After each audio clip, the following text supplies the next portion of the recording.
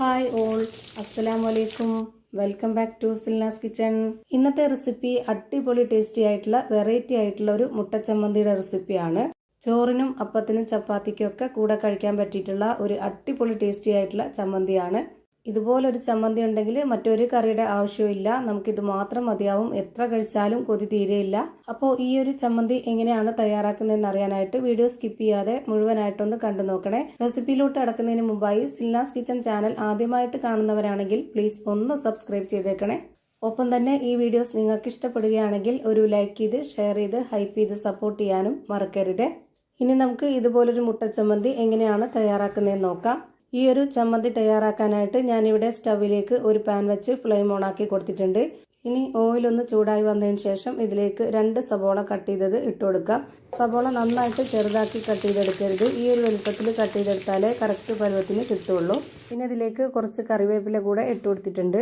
ഇനി ഇതിലേക്ക് 2 തക്കാളി കട്ട് ചെയ്തതും പിന്നെ ഇതിലേക്ക് 20 അല്ലി വെളുത്തുള്ളി ഇട്ട് കൊടുത്തിട്ടുണ്ട്. ചെറിയ വെളുത്തുള്ളി ആയതുകൊണ്ടാണ് ഇതുപോലെ 20 എണ്ണം എടുത്തിട്ടുള്ളത്. കുറച്ച് വലിപ്പമുള്ള സൈസ് ആണെന്നുണ്ടെങ്കിൽ ഒരു 15 എണ്ണോ 10 എണ്ണോ ഒക്കെ എടുത്താൽ മതിയാവും. ഇനി ഇതിലേക്ക് എരിവിന് വേണ്ടി ഇട്ട് കൊടുക്കുന്നത് ഉണക്കമുളകാണ്. 7 എണ്ണം ഇതുപോലെ കട്ട് ചെയ്തിട്ട് ഇട്ട് കൊടുക്കുന്നുണ്ട്. ഓരോരുത്തരുടെ എരിവിനനുസരിച്ച് കൂട്ടിയും കുറച്ചൊക്കെ എടുക്കാവുന്നതാണ്. പിന്നെ ഇതിലേക്ക് വേണ്ടത് ഒരു 1/4 സ്പൂൺ അളവിൽ പെരിഞ്ജീരകമാണ്. പിന്നെ ഇതിലേക്ക് നല്ലൊരു മണത്തിന് വേണ്ടി ഒരു 2 ഗ്രാമ്പു ഇട്ട് കൊടുക്കുന്നുണ്ട്. പെരിഞ്ജീരകപ്പൊടി ഇട്ട് കൊടുക്കുമ്പോഴും ഗ്രാമ്പു ഇട്ട് കൊടുക്കുമ്പോഴും ഒരുപാട് ഇട്ട് കൊടുക്കരുത്. ഇത് രണ്ടും ഇട്ട് കൊടുത്താൽ ഒരു പ്രത്യേക ടേസ്റ്റും മണമൊക്കെ ആയിരിക്കും.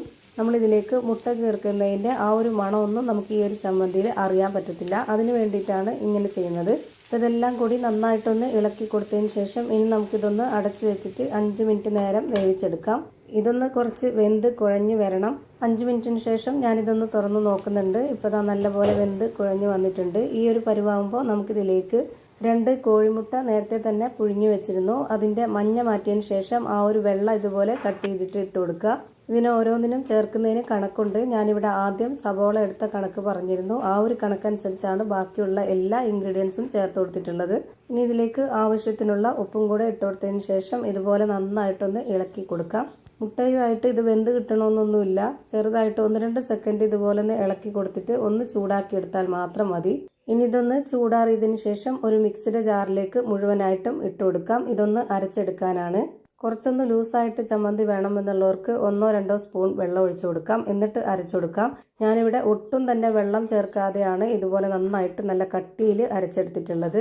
ഈ ഒരു കട്ടിയിൽ തയ്യാറാക്കുമ്പോഴാണ് എനിക്ക് കൂടുതൽ ഇഷ്ടമായിട്ടുള്ളത്. അതുകൊണ്ടാണ് ഈ പരുവത്തിൽ തയ്യാറാക്കിയെടുത്തത്. ഇപ്പോൾ ഞാനിവിടെ നന്നായിട്ട് അരച്ചെടുത്തിട്ടുണ്ട്. ആ ഒരു അരച്ച മിക്സ് ഇതുപോലൊരു പാത്രത്തിലേക്ക് മാറ്റുന്നുണ്ട്. ഇനി നിങ്ങൾ ദോശയ്ക്കും അപ്പത്തിനും അതുപോലെ ഇഡ്ഡലി, ചപ്പാത്തി, ചോറ് അങ്ങനെയുള്ള എല്ലാ കാര്യത്തിനും ഇതുപോലെ ഒന്ന് തയ്യാറാക്കി നോക്കുക.